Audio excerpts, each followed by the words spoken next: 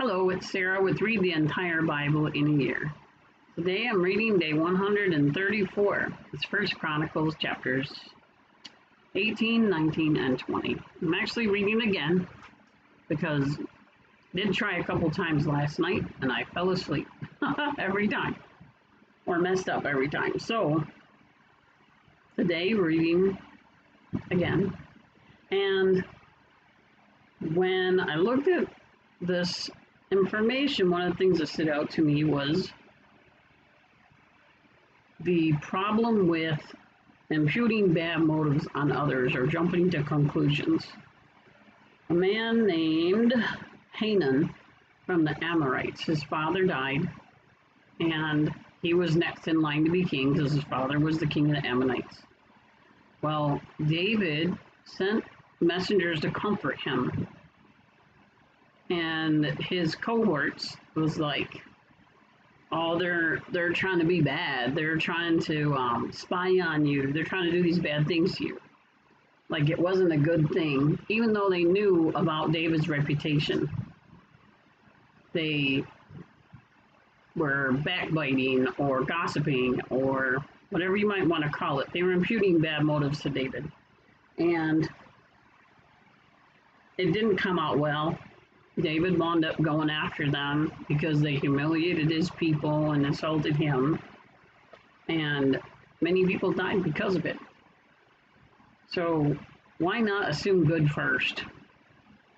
And then if you have a reason to go back, think badly about something or someone, especially if you need to protect yourself, then it might be necessary, but assume good first. Go ahead and read chapters 18, 19, and 20. Hopefully I don't fall asleep. Sometime later, David defeated the Philistines and subdued them and took Gath and its dependent towns out of the hands of the Philistines. Then he defeated Moab, and the Moabites became David's servants and brought tribute. David defeated King Hadadezer of Zobah near Hamath as he was on his way to establish his authority at the Euphrates River. David captured 1,000 chariots, 7,000 horsemen, and 20,000 foot soldiers from him. Then David hamstrung all but 100 of the chariot horses. When the Syrians of Damascus came to help King Hadadezer of Zobah, David struck down 22,000 of the Syrians. David then established garrisons in Syria of Damascus, and the Syrians became David's servants and brought tribute. Jehovah gave David victory wherever he went. Moreover, David took the circular shields of gold from the servants of Hadadezer and brought them to Jerusalem. From Tibhath and Kun, cities of Hadadezer, David took a great quantity of copper. With it, Solomon made the copper sea, the pillars, and the copper utensils.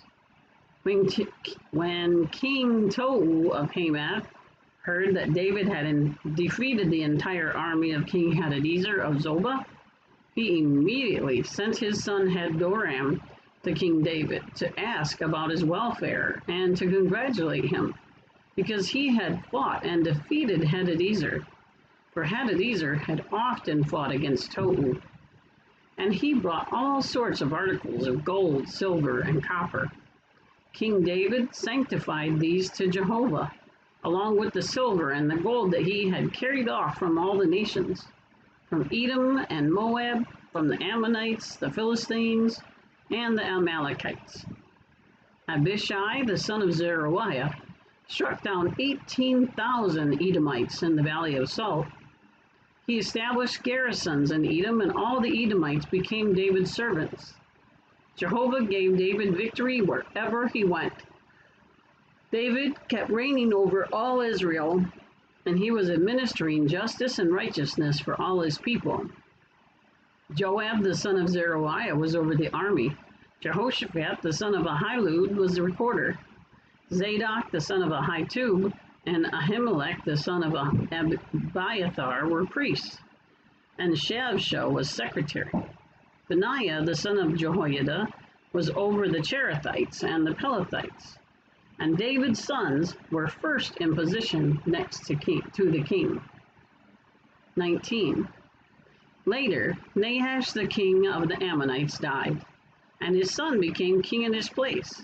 At that, David said, I will show loyal love toward Hanun, the son of Nahash, because his father showed loyal love toward me. So David sent messengers to offer him comfort over the loss of his father. But when David's servants came into the land of the Ammonites to comfort Hanun, the princes of the Ammonites said to Hanun, do you think that David is honoring your father by sending comforters to you? Is it not to make a thorough search and to overthrow you and to spy out the land that his servants have come to you? So Hanun took the servants of David and shaved them and cut their garments in half at their buttocks and sent them away.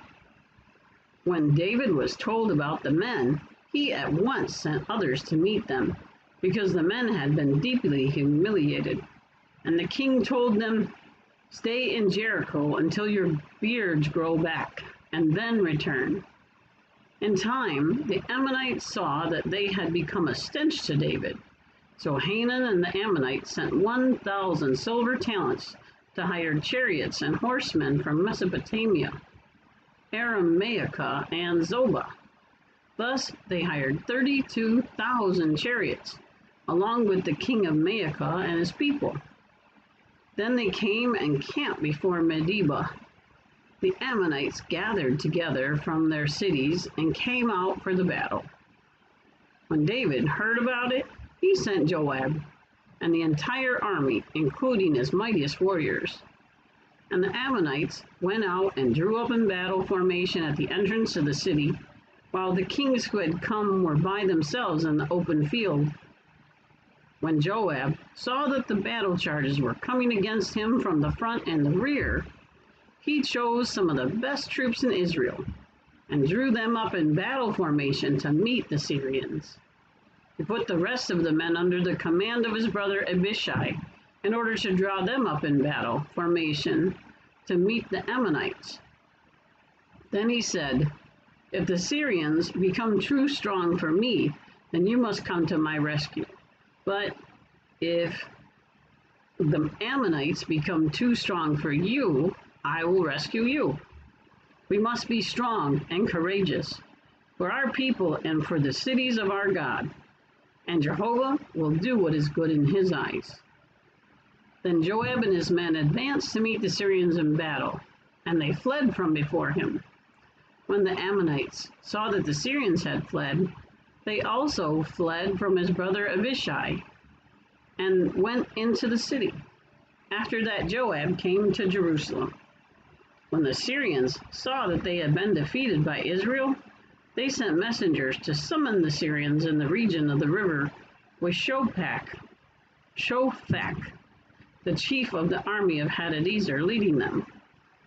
When the report was made to David, he immediately gathered all Israel and crossed the Jordan and came to them and drew up in battle formation against them. David drew up in battle formation to meet the Syrians, and they fought against him. But the Syrians fled from Israel, and David killed 7,000 charioteers and 40,000 foot soldiers of the Syrians, and he put Shofak, the chief of the army, to death. When the servants of Hadadezer saw that they had been defeated by Israel, they promptly made peace with David and became his subjects. And Syria did not want to help the Ammonites anymore. Chapter 20. Right? Yes. Okay. Sorry. At the start of the year, at the time when the kings go on campaigns, Joab led a military expedition and devastated the land of the Ammonites. He came and besieged Rabbah, while David stayed in Jerusalem. Joab attacked Rabbah and tore it down. Then David took the crown of Malcolm from its head and found that it weighed a talent of gold, and in it there were precious stones, and it was placed on David's head. He also took a vast amount of spoil from the city, And he brought out the people who were in it and put them to work at sawing stones and at working with sharp iron instruments and with axes. That was what David did to all the cities of the Ammonites. Finally, David and all the troops returned to Jerusalem. After this, war broke out at Gezer with the Philistines. At that time, Sibbecai the Hushathite struck down Sippai, who was a descendant of the Rephaim, and they were subdued.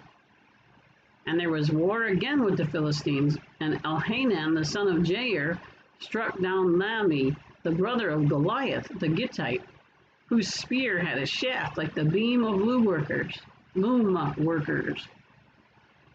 War broke out yet again at Gath, where there was a man of extraordinary size, with 6 fingers on each hand and 6 toes on each foot, 24 in all.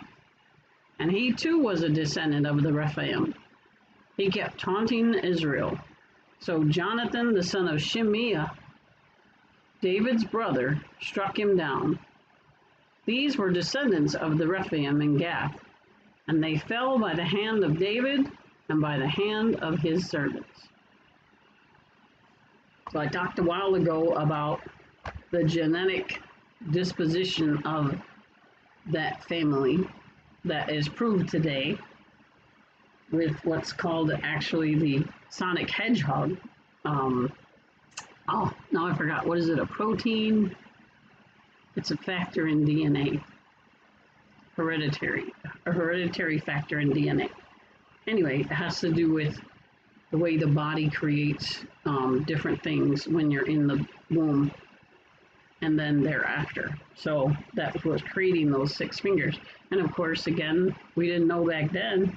They didn't have any way of knowing what was going on there. But now today, it's actually a proven fact that these things would carry on through the family, and then all of the characteristics of that family would be giants, if you want to call them giants, which they did because they were really big people. They weren't giants in what we see in folklore. The Bible is real.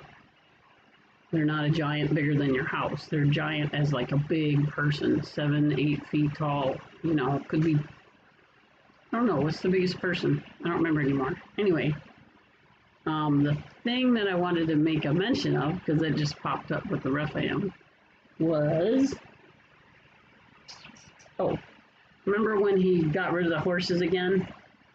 Again, the same, it's a secondary point again, or a repeated point again. They didn't want to give their Jehovah's honor to horses. They weren't going to win a battle because of a bunch of horses.